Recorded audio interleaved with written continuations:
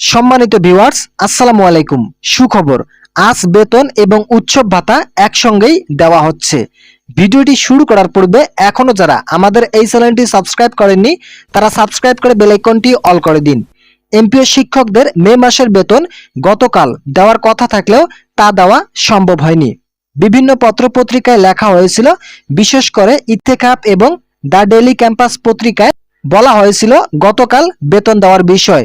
তবে খুবই দুঃখজনক বিষয় হচ্ছে সেই বেতন ব্যাংক পর্যন্ত পৌঁছায়নি। সেক্ষেত্রে কবে পাবেন এমপিও শিক্ষকরা তাদের মে মাসের বেতন এবং উৎসব ভাতা? আজ সোমবার এমপিও শিক্ষকদের বেতন দেওয়া হতে পারে বলে জানিয়েছেন মাউশির বিভিন্ন কর্মকর্তা।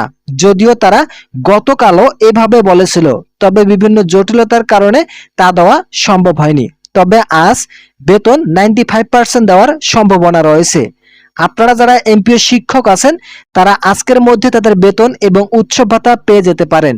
যদিও উৎসব ভাতা আজ দেওয়া না হয়, তবে মে মাসের বেতন অবশ্যই আজকের মধ্যে ব্যাংকে প্রেরণ করা হবে। দুপুর 2টার দিকে বেতন দেওয়া হতে পারে এবং আপনারা আজকেই টাকা উত্তোলন করতে পারবেন বলে আশা করা যাচ্ছে।